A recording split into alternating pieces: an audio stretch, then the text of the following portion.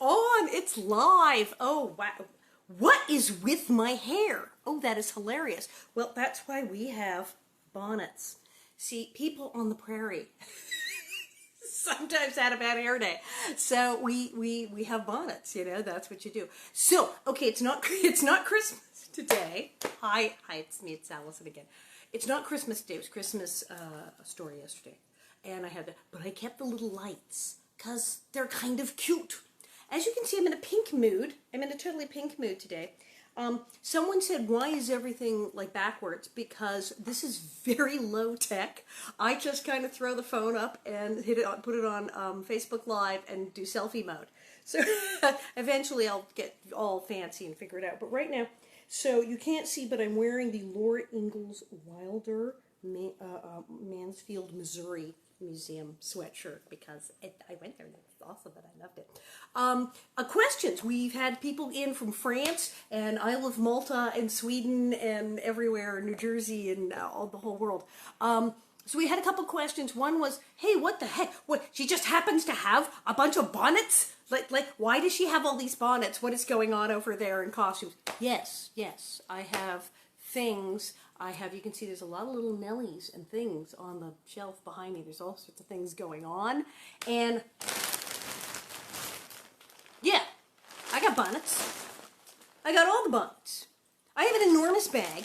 Why do I have a giant bag of different colored bonnets? Because, indeed, when I've gone to events and been selling things like books and autographed photos, indeed, I got some lovely bonnets, and they have a little tag on them, and they're made in just for you on the banks of Plum Creek in Walnut Grove. So they're actual authentic Walnut Grove, Minnesota bonnets, and I have them, and I have tons of them in different colors. Yes, someone said she has a monkey. Yes, Secret Agent Sock Monkey is here. He was dressed up in his Santa costume yesterday, but he's in his cowboy pioneer wear. So we have a monkey. I don't know what else weirdness is going to happen here. It just, yeah. Well, today, we're still doing Little House in the Big Woods. And we've gotten to, spring is finally coming in this thing. The sugar snow with bunnies. Now, let's hope that nobody, gets eaten by a bunny, or a bear, or a panther, or slaughters anything in this episode. We can hope that it's not violent, because it got a little crazy in some of these other episodes. All right. For days, the sun shone and the weather was warm, finally. There was no frost on the windows in the mornings. All day the icicles fell one by one from the eaves with soft smashing and crackling sounds in the snowbanks beneath. The trees shook their wet black branches and chunks of snow fell down. When Mary and Laura pressed their noses against the cold window pane, they could see the drip of water from the eaves and the bare branches of the trees. The snow did not glitter. It looked soft and tired. Under the trees, it was pitted where icicles? Where the chunks of snow had fallen, and the banks beside the path were shrinking and settling. Snow's starting to melt. Then one day, Laura saw a patch of bare ground in the yard. All day it grew bigger, and before night the whole yard was bare mud. Only the icy path was left, and the snowbanks along the path, and the fence, and beside the woodpile. "Can't I go out to play, Ma?" Laura asked, and Ma said, May, Laura.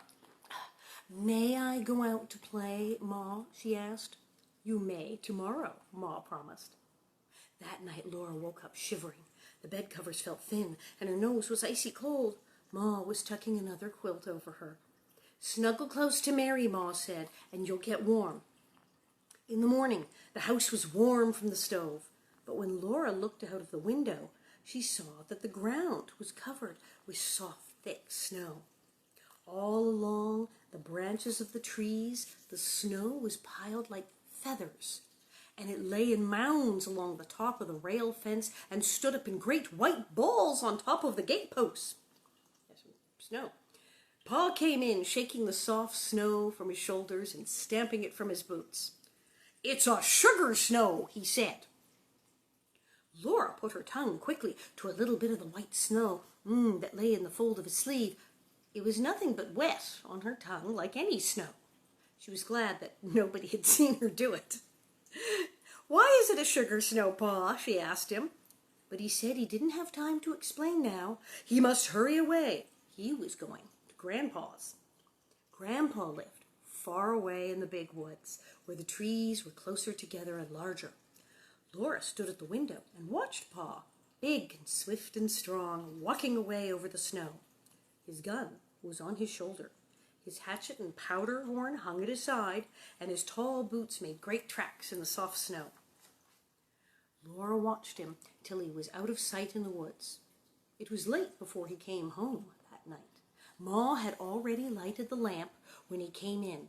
Under one arm, he carried a large package, and in the other hand was a big covered wooden bucket. "Here, Caroline," he said, handing the package and the bucket to Ma, and then he put the gun on its hooks over the door. "If I'd met a bear," he said, bears again, "I couldn't have shot him without dropping my load." Then he laughed, "And if I dropped that bucket and bundle, I wouldn't have had to shoot him. I could have stood and watched him eat what's in him and lick his chops." Ma unwrapped the package, and there were 2 hard brown cakes, each as large as a milk pan. She uncovered the bucket, and it was full of dark brown syrup. "Here, Laura and Mary," Pa said, and he gave them each a little round package out of his pocket. They took off the paper wrappings, and each had a little hard brown cake with beautifully crinkled edges. "Bite it," said Pa, and his blue eyes twinkled. Each bit off one little crinkle, and it was sweet. It crumbled in their mouths. It was better even than their Christmas candy. "What? Maple sugar," said Pa. Supper was ready, and Laura and Mary laid the little maple sugar cakes beside their plates, while they ate the maple syrup on their bread. Maple sugar, maple syrup. Okay, lots of maple. After supper, Pa took them on his knees as he sat before the fire and told them about his day at Grandpa's and the sugar snow. "All winter," Pa said, "Grandpa has been making wooden buckets and little troughs. He made them of cedar and white ash, for these woods won't give a bad taste to the maple syrup. To make the troughs, he split out little sticks as long as my hand and as big as my 2 fingers. Near one end, Grandpa cut the stick half through and split one half off. Let's make a little like tubes, straws. This left him a flat stick with a square piece at one end. Then with a bit, he bored a hole lengthwise through the square part, and with his knife whittled the wood till it was only a thin shell around the round hole. That's the straw thing. The flat part of the stick he hollowed out with his knife till it was a little trough. He made dozens of them, and he made 10 new wooden buckets. He had them all ready when the first warm weather came and the sap began to move in the trees. Then he went into the maple woods, and with that bit he bored a hole in each maple tree. And he hammered the round end of the little trough into the hole and set a cedar bucket on the ground under the flat end. See, here is the little buckets and things, and check it out. The trees, they're maple. They're in the sap, with the thing with the buckets, with the maple sap. That's where we get maple syrup. Now, I'm a Canado American, so I have Canadian maple syrup. Although there is some, no, this is also Canadian. This is also Canadian maple syrup. The Vermont's really good, but I am partial to the Canadian maple syrup. So they make it the little maple. They put the little thing in the trees. So he bangs them into the tree here. And I made doesn't have them all ready, and slammed them in there. The sap, you know, is the blood of the tree. They're getting violent and gruesome again. It's the blood of the tree. It comes up from the roots when warm weather begins in the spring, and it goes to the very tip of each branch and twig to make the green leaves grow. Well, when the maple sap comes to the hole in the tree, it ran out of the tree, down the little trough, and into the bucket. Well, didn't it hurt the poor tree? Laura asked, quite sensibly. No more than it hurts you when you prick your finger and it bleeds, said Pa. Now, there's a lot of bleeding in these books. Every day, Grandpa put on his boots and his warm coat and his fur cap, and he goes out into the snowy woods and gathers the sap. With a barrel on a sled, he drives from tree to tree and empties the sap from the buckets into the barrel.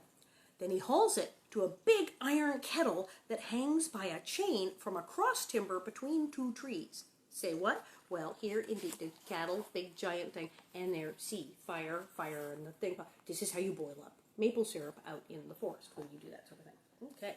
Well, that'd be good if I almost knocked the camera over. That'd be hysterical. He empties the sap into the iron kettle. There is a big bonfire under the kettle, and the sap boils, and Grandpa watches it carefully. The fire must be hot enough to keep the sap boiling, but not hot enough to make it boil over. Every few minutes, the sap must be skimmed. Grandpa skims it with a big, long-handled wooden ladle he made out of basswood. When the sap gets too hot, Grandpa lifts ladlefuls of it high in the air and pours it back, so bloop, bloop, bloop, bloop, bloop, bloop, bloop, cooling sap. This cools the sap a little, right, and keeps it from boiling too fast. When the sap is boiled down just enough, he fills the buckets with the syrup. After that, he boils the sap until it grains when he cools it in a saucer. It becomes all chunky and great. The instant the sap is graining, Grandpa jumps to the fire and rakes it all out from beneath the kettle. Then, as fast as he can, he ladles the thick syrup into the milk pans into the milk pans that are standing ready. In the pans, the syrup turns to cakes of hard brown maple sugar. Awesome. So, that's why it's a sugar snow. Because Grandpa is making sugar, Laura asked. No, Pa said. It's called a sugar snow because the snow this time of year means that men can make more sugar. You see, this little cold spell and the snow will hold back the leafing of the trees, and that makes a longer run of sap. It's all coming to me now. When there's a long run of sap, it means that Grandpa can make enough maple sugar to last all the year for common every day. What? For common, like, because you'd have the special sugar and you have the common sugar, and you get maple sugar like all the time, here, common every day. When he takes his furs to town, he will not need to trade fur much for store sugar. He will get only a little store sugar to have on the table when company comes. Grandpa must be glad there's a sugar snow, Laura said. Yes, Pa said. He's very glad. He's going to sugar off again next Monday, and he says we must all come. Pa's blue eyes twinkled. He'd been saving the best for last, and he said it to Ma. Hey, Caroline, there'll be a dance. Ma smiled. She looked very happy, and she laid down her mending for a minute. Oh, Charles, she said.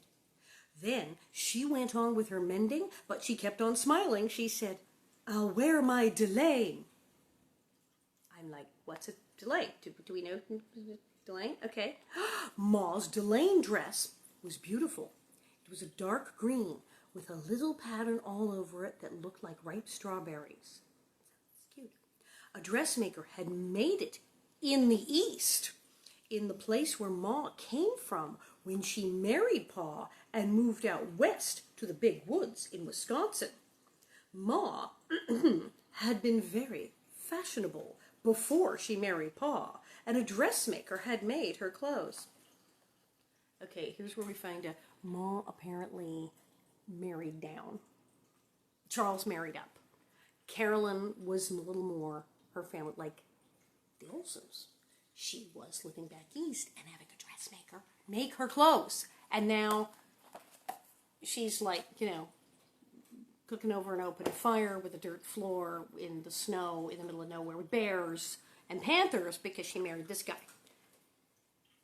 I'm thinking Pa, very good looking, I don't know, good talker, somehow talk her into doing this. But Ma was not poor. Ma did not grow up poor. Okay. The delaine was kept wrapped in paper and laid away. Laura and Mary had never seen Ma wear it, but she had shown it to them once. She had let them touch the beautiful dark red buttons that buttoned the basque up the front, and she had shown them how neatly the whale bones were put in the seams inside with hundreds of little crisscross stitches and way up like a whale whalebone bodice thing. Like a corset, whalebone corset. Oh, this was a serious dress, okay. It showed how important a dance was if Ma was going to wear the beautiful Delane dress. Laura and Mary were excited. They bounced up and down on Pa's knees and asked questions about the dance, until at last he said, "Now you girls run along to bed. You know all about the dance when you see it. I have to put a new string on my fiddle." Pa and the fiddle, cause right stringing. There were sticky fingers and sweet mouths to be washed. Then there were prayers to be said. Oh, cute. And by the time Laura and Mary were snug in their trundle bed, Pa, you guessed it, Pa and the fiddle were both singing while he kept time with his foot on the floor. Okay, and it's a nice song today, although it's a little odd because all of these Pa sings are so weird, but this is a good one. I'm Captain Jinks of the Horse Marines. I feed my horse on corn and beans, and I often go beyond my means. For I'm Captain Jinks of the Horse Marines. I'm captain in the army. That's what it says. That's what he said. Now, that's the Sugar Snow chapter. It was a short one, but that's okay. They go to the dance. Do we want to go to the dance? Dance? Because dance at Grandpa's. And she's going to finally wear the dress that she wore when she was not poor. So, dance at Grandpa's. Monday. It's Monday. Hey! It's Monday today, isn't it? It is Monday. I know. It's difficult to remember what day it is. But it's Monday. And this story actually happens on a Monday. This is so cool. Monday morning, everybody got up early in a hurry to get started to Grandpa's. Pa wanted to be there to help with the work of gathering and boiling the sap. Ma would help Grandma and the aunts make good things to eat for all the people who were coming to dinner. Oh, and at the dance, it's so much food in this book. Breakfast was eaten, and the dishes were washed and the beds made by lamplight. Pa packed his fiddle carefully in its box and put it in the big sled that was already waiting at the gate. The air was cold and frosty, and the light was gray when Laura and Mary and Ma, with baby Carrie, were tucked in snug and warm under the robes on the straw in the bottom of the sled. The horses shook their heads and pranced, making the sleigh bells ring merrily, and away they went on the road through the big woods to Grandpa's.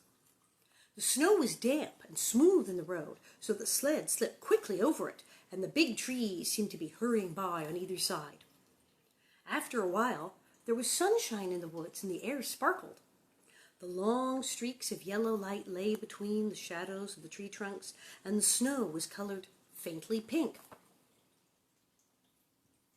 And the snow was colored faintly pink. I wore my pants. Just fantastic. I had no idea. And the snow was colored faintly pink. All the shadows were thin and blue, and every little curve of snowdrifts and every little track in the snow had a shadow.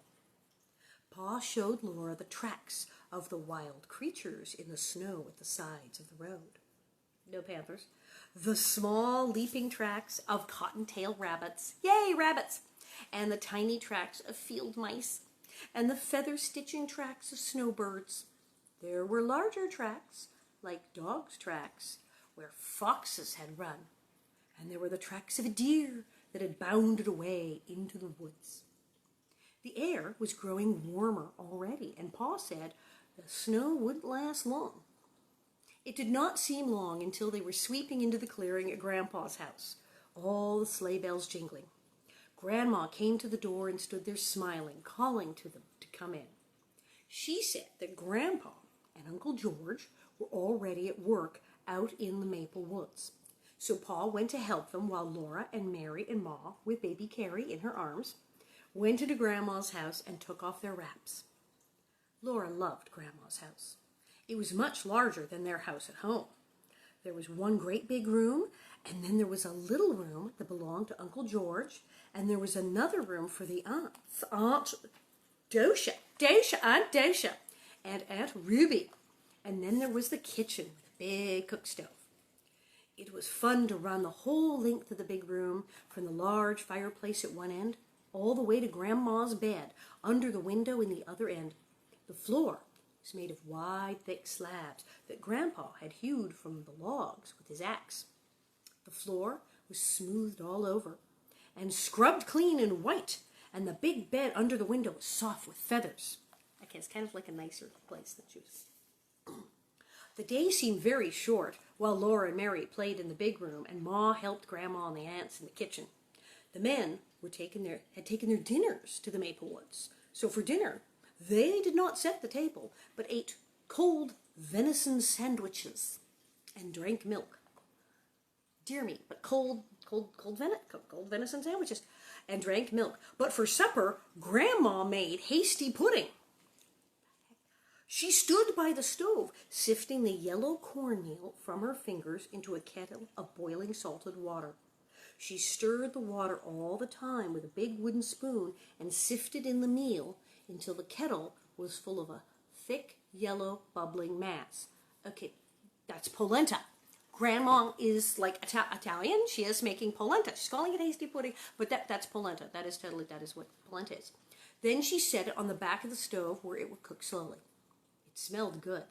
The whole house smelled good, with the sweet and spicy smells from the kitchen and the smell of the hickory logs burning with clear, bright flames in the fireplace, and the smell of a clove apple beside Grandma's mending basket on the table. The sunshine came in through the sparkling window panes, and everything was large and spacious and clean. At supper time, Pa and Grandpa came from the woods. Each had on his shoulders a wooden yoke that Grandpa had made. It was cut to fit around their necks in the back and hollowed out to fit over their shoulders. Sounds uncomfortable. From each end hung a chain with a hook, and on each hook hung a big wooden bucket full of hot maple syrup. Pa and Grandpa had brought the syrup from the big kettle in the woods. They steadied the buckets with their hands, but the weight hung from the yokes on their shoulders. Grandma made room for a huge brass kettle on the stove. Pa and Grandpa poured the syrup into the brass kettle, and it was so large that it held all the syrup from the 4 big buckets. Those are big buckets, just say. Then Uncle George came with a smaller bucket of syrup, and everybody ate the hot, hasty pudding with maple syrup for supper. It's like, okay, I'm starting to have like maple cravings here, so I may need to like bust open a little bit of syrup. Let's see, oh yes, this is still good. What do we got here? Oh no. Yes, we need maple syrup. That's really good. Yeah, on a corn pudding, I could see that was like totally a thing. Uncle George was home from the army. He wore his blue army coat with the brass buttons, and he had bold, merry blue eyes. He was big and broad, and he walked with swagger. Okay, now, we're talking way back, blue, Union soldier, Civil War, okay? Okay. Laura looked at him all the time she was eating her hasty pudding because she had heard Pa say to Ma that he was wild. George is wild since he came back from the war, Pa had said, shaking his head as if he were sorry, but it couldn't be helped. Couldn't be helped. Uncle George had run away to be a drummer boy in the army when he was 14 years old. I think he was wild before he went into the... This seems clear that he was wild early. Laura had never seen a wild man before. She did not know whether she was afraid of Uncle George or not. When supper was over, Uncle George went outside the door and blew his army bugle. Long and loud, it made a lovely ringing sound far away through the big woods. That's kind of awesome. Wow. The woods were dark and silent, and the trees stood still as though they were listening. Then, from very far away, the sound came back, thin and clear and small, like a little bugle answering the big one. "Listen," Uncle George said. "Isn't that pretty?" Laura looked at him, but she did not say anything, and when Uncle George stopped blowing the bugle, she ran into the house. Ma and Grandma cleared away the dishes and washed them and swept the hearth, while Aunt Dosha and Aunt Ruby made themselves pretty in their room. Laura sat on their bed and watched them comb out their long hair and part it carefully. They parted it from their foreheads to the napes of their necks, and then they parted it across from ear to ear. They braided their back hair in long braids, and then they did the braids up carefully in big knots. They had washed their hands and faces and scrubbed them well with soap. Yes, they washed their hands, and they scrubbed them well with soap. As in the wash basin, on the bench, in the kitchen, a little thing going, and they were all washing their hands very regularly. They had used store soap, store-bought store soap, not the slimy, soft, dark brown soap that Grandma made and kept in a big jar to use for common every day. Okay, I love this. This is a thing we do not use in our English today that was big at the time Laura wrote this. To use for common. Talk like that? I've never heard it. Well, is that the good sugar? Oh, no, it's just the stuff I use for common every day. New thing, didn't know it. So yeah, you would say I use that for common. So we'd have the cheap soap we use for common and the good soap for company. Good soap. They fussed for a long time with their front hair, holding up the lamp and looking at their hair in the little looking glass that hung on the log wall. They brushed it so smooth on each side of the straight white part that it shone like silk in the lamplight. The little puff on each side shone too, and the ends were coiled and twisted neatly under the big knot in the back. Now this all sounds very complicated. Now these were not old ladies, Grandma and Grandpa, but these were the aunts. So these were young women. Laura's talking about them like they're old, but no, these are the pretty aunties. Pretty aunties doing their hair and making it like big curls, and they're making like Princess Leia buns on the side of their head and stuff. This is completely awesome. Then they pulled on their beautiful white stockings that they had knit of fine cotton thread in lacy openwork patterns. I think is that fishnets? No. And they buttoned up their best shoes. They helped each other with their corsets. Aunt Dosha pulled as hard as she could on Aunt Ruby's corset strings, and then Aunt Dosha hung on to the foot of the bed while Aunt Ruby pulled on hers. Oh, so now it's Gone with the Wind with Scarlett O'Hara in the corset. We're doing that scene. Or it's Mrs. Oleson with that corset. Pull, Ruby, pull, Aunt Dosha said, breathless. Pull harder. So Aunt Ruby braced her feet and pulled harder.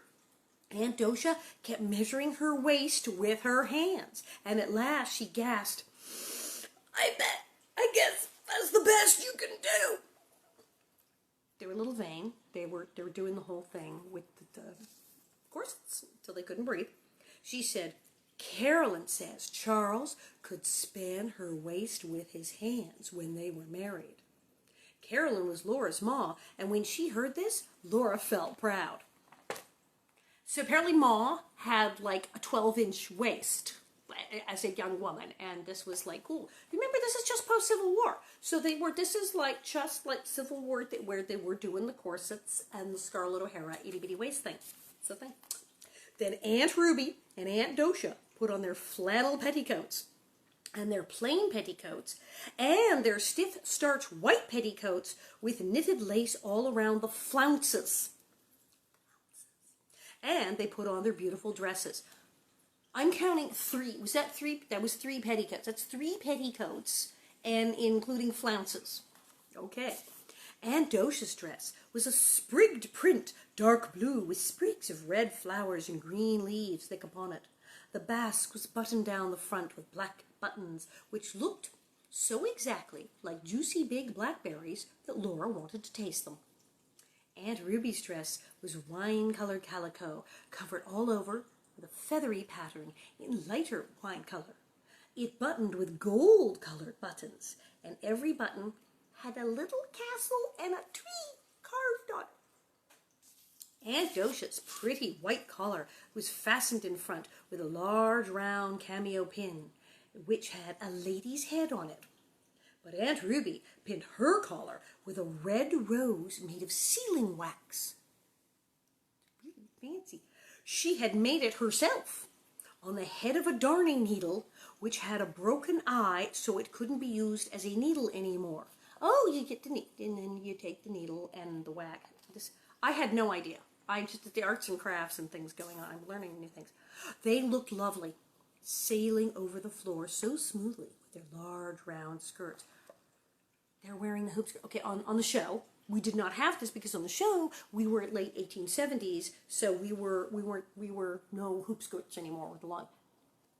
This is Laura's folks, and they're wearing the like Gone with the Wind stuff with the big skirts. Awesome. Okay, big skirts sailing over the thing and their little waists, and they were really little. Their little waists rose up tight and slender in the middle, and their cheeks were red and their eyes bright under the wings of shining sleek hair. Yes, because they could not breathe because they were wearing corsets. Ma was beautiful too, in her dark green delaine, with the little leaves that looked like strawberries scattered over it. The skirt was ruffled and flounced and draped and trimmed with knots of dark green ribbon, and nestling at her throat was a gold pin. The pin was flat, as long and as wide as Laura's two biggest fingers, and it was carved all over and scalloped on the edges. Ma looked so rich and fine that Laura was afraid to touch her. People had begun to come. They were coming on foot through the snowy woods with their lanterns, and they were driving up to the door in sleds and in wagons. Sleigh bells were jingling all the time. The big room filled with tall boots and swishing skirts, and ever so many babies were lying in rows on Grandma's bed. Just babies all over the bed. This is getting to be hysterical. Now I'm making sure I'm not missing it. Oh, good. The babies all over the bed. Yikes. So then Uncle James and Aunt Libby. Aunt Libby? Did we have Aunt Libby already? We didn't have her. Aunt Libby had come with their little girl, whose name was Laura Ingalls too. It was the big Ingalls family, and Laura was a popular name. The two Lauras leaned on the bed and looked at the babies, and the other Lauras said her baby was prettier than baby Carrie. She is not either, Laura said. Carrie is the prettiest baby in the whole world. No, she isn't, the other Laura said. Oh, pardon me. Yes, she is. No, she isn't. Ma came sailing over in her fine delaine and said severely, Laura! So neither Laura said anything more.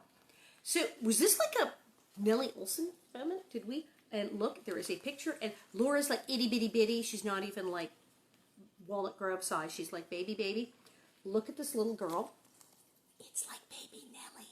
It's like her first Nellie experience of meeting a horrible little blonde girl. So there she's. No, she isn't. What an awful, awful child. Uncle George was blowing his bugle. Again, Uncle George was blowing his bugle. It made a loud ringing sound in the big room, and Uncle George joked and laughed and danced, blowing the bugle. Then Pa took his fiddle out of its box and began to play, and all the couples stood in squares on the floor and began to dance. When Pa called the figures. Oh, it's a square dance. He's going to call. Pa is now calling a square dance. We love this. Grand right and left, Pa called out, and all the skirts began to swirl, and all the boots began to stamp. The circles went round and round, all the skirts going one way, and all the boots going the other way, and hands clasping and parting high up in the air. Swing your partners, Pa called. Each gent bow to the lady on the left. It's a square dance.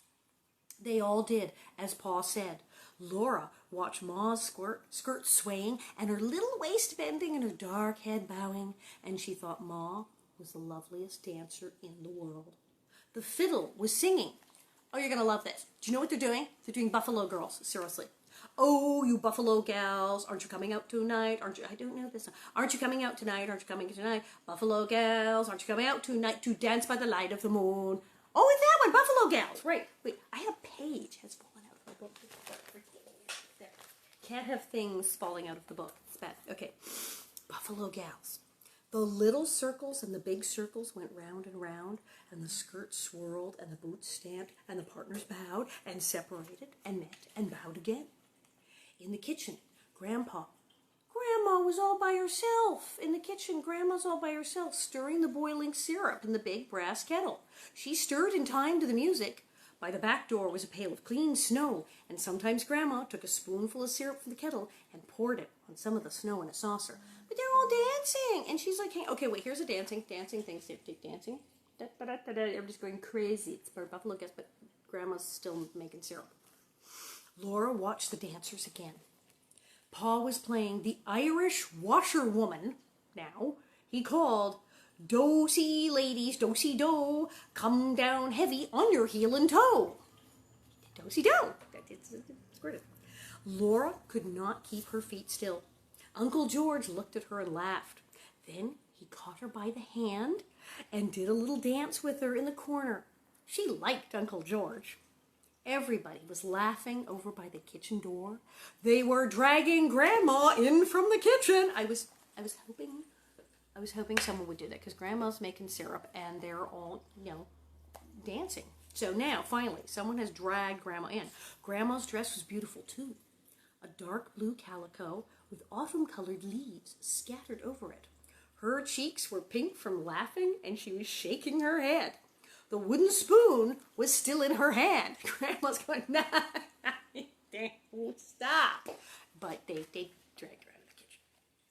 "I can't leave the syrup," she said. But Pa began to play the Arkansas Traveler, and everybody began to clap in time to the music. So Grandma bowed to them all and did a few steps by herself. She could dance as prettily as any of them. The clapping almost drowned the music of Pa's fiddle. Suddenly, Uncle George did a pigeon wing. Pigeon wing? It's a dance thing. He did a pigeon wing and bowing low before Grandma.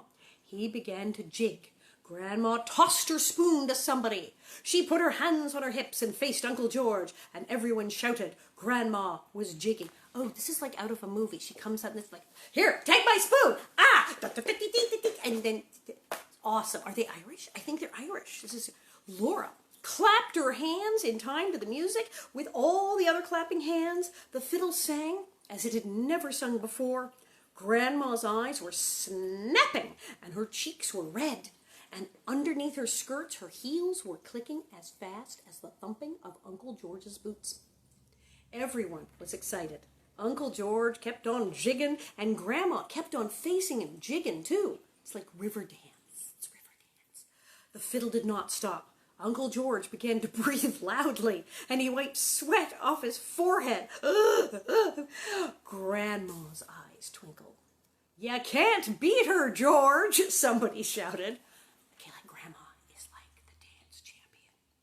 Uncle George jigged faster. He jigged twice as fast as he had been jigging. So did Grandma. Everybody cheered again. All the women were laughing and clapping their hands, and all the men were teasing George. George did not care, but he did not have breath enough to laugh. He was jigging. Pa's blue eyes were snapping and sparkling. He was standing up watching George and Grandma, and the bow danced over the fiddle strings.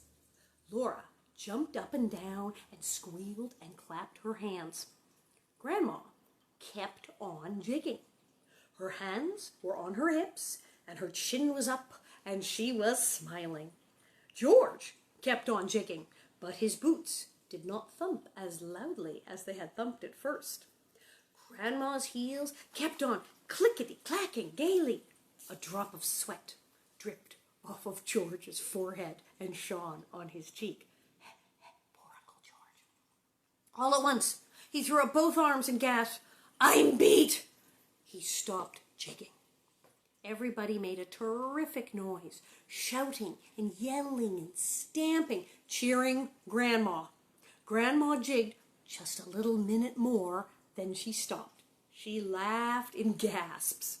Her eyes sparkled just like Pa's when he laughed. George was laughing too and wiping his forehead on his sleeve. Grandma just whooped him. Suddenly, Grandma stopped laughing. She turned and ran as fast as she could into the kitchen.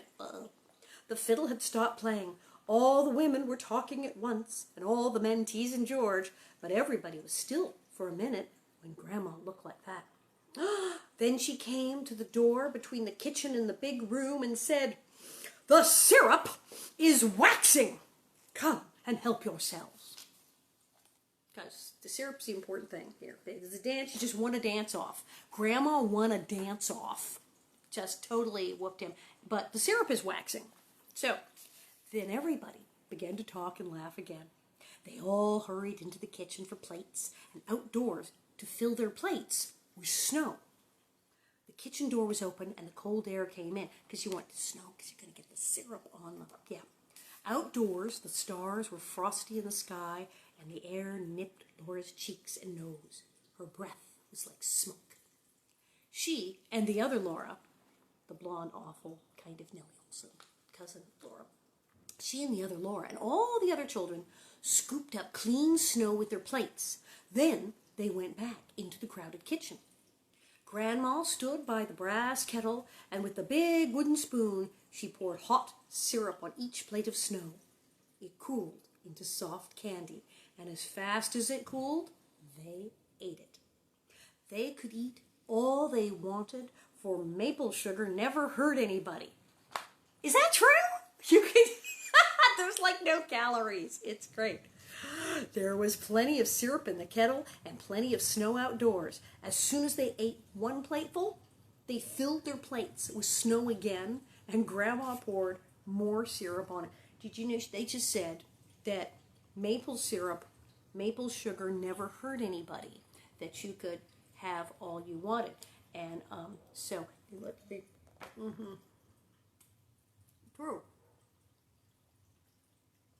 Woo!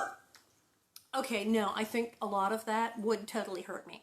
I think I would be bouncing off the walls and probably get sick if I ate too much of that. But that was fun. Wow. More syrup. When they had eaten the soft maple candy until they could eat no more of it. See, they did. Finally. Go. Can't. Then they helped themselves from the long table loaded with pumpkin pies and dried berry pies and cookies and cakes. Because apparently they hadn't gotten enough sugar. There was salt rising bread too. Salt! Salt rising bread too, and cold boiled pork and pickles. Oh, how sour the pickles were. I love pickles. Do you like pickles? I love pickles. I'm just mad for pickles. Then they all ate till they could hold no more, and then they began to dance again. Didn't you get cramps? But Grandma watched the syrup in the kettle. Many times she took a little of it out into a saucer and stirred it round and round. Then she shook her head, poured the syrup back into the bottle. Then the other room was loud and merry with the music of the fiddle and the noise of the dancing. At last, as Grandma stirred, the syrup in the saucer turned into little grains like sand, and Grandma called, "Quick, girls, it's graining." Okay, it was waxing, and now it's graining. I had no idea. Aunt Ruby and Aunt Dosha and Ma left the dance and came running. They set out pans, big pans and little pans, and as fast as Grandma filled them with the syrup, they set out more. They set the filled ones away to cool into maple sugar. Then Grandma said, "Now bring the patty pans for the children." Little tiny pans. There was a patty pan, or at least a broken cup or a saucer for every little girl and boy. Saucer, even a broken cup. Here's your thing of maple sugar, so everyone gets one. They all watched anxiously while Grandma ladled out the syrup. Perhaps there would not be enough. Then somebody would have to be unselfish and polite. There was just enough syrup to go round. The last scrapings of the brass kettle exactly filled the very last patty pan. Nobody was left out. The fiddling and the dancing went on and on. Laura and the other Laura stood around and watched the dancers. Then they sat down on the floor in the corner and watched. The dancing was so pretty and the music so gay that Laura knew she could never get tired of it. All the beautiful skirts went swirling by, and the boots went stamping, and the fiddle kept on singing gaily. Then Laura woke up. Oh, she woke up, and she was lying across the foot of Grandma's bed. It was morning. Okay, like Laura passed out. This is hysterical. She woke up and she's lying across the foot of Grandma's bed. Ma and Grandma and baby Carrie were in the bed. Pa and Grandpa were sleeping, rolled up in blankets on the floor by the fireplace. Mary was nowhere in sight. She was sleeping with Aunt Dosha and Aunt Ruby in their bed. Soon, everybody was getting up. There were pancakes and maple syrup for breakfast. Okay, wouldn't you be totally sick of the maple syrup by then? More maple syrup. And then Pa brought the horses and sled to the door. He helped Ma and Carrie in while Grandpa picked up Mary and Uncle George picked up Laura, and they tossed them over the edge of the sled into the straw. Pa tucked in the robes around them, and Grandpa and Grandma and Uncle George stood calling, "Goodbye, goodbye," as they rode away into the big woods going home. The sun was warm, and the trotting horses threw up bits of muddy snow with their hooves. Behind the sled, Laura could see their footprints, and every footprint had gone through the thin snow into the mud. Before night, Pa said, "We'll see the last of the sugar snow." Wow, that's the sugar snow. That's the sugar snow and dance at Grandpa's. That was amazing. They had a dance off. I didn't know they had a dance off. That was actually kind of impressive. And I knew it was going to be like a lot of maple syrup, so I had my maple syrup breath because I needed more syrup. But I did not know we were going to have a giant hoedown square dance off and that Grandma was going to win. That was very cool. So thank you. We're going to do this again tomorrow. I'm liking 1 o'clock. I think 1 o'clock is a good time. 1 in the afternoon. Yeah, tomorrow. Tomorrow will be Tuesday. We'll do this again at 1. We'll be continuing more of the big woods. What is that app? We just did that at the thing. We're going to go to town. Remember the girls had never seen a town? They'd never seen two houses together. And so tomorrow we're going to go to town. And that'll be very exciting. And we'll have Sock Monkey will be there, and there'll be some other kind of treats. And I'll have a different color bonnet on. I will have another bonnet because I have all the bonnets. I have all the bonnets.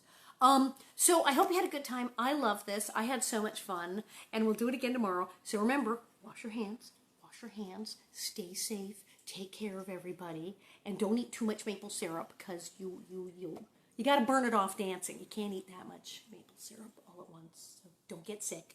And I see you tomorrow, 1 o'clock. Thanks. Bye.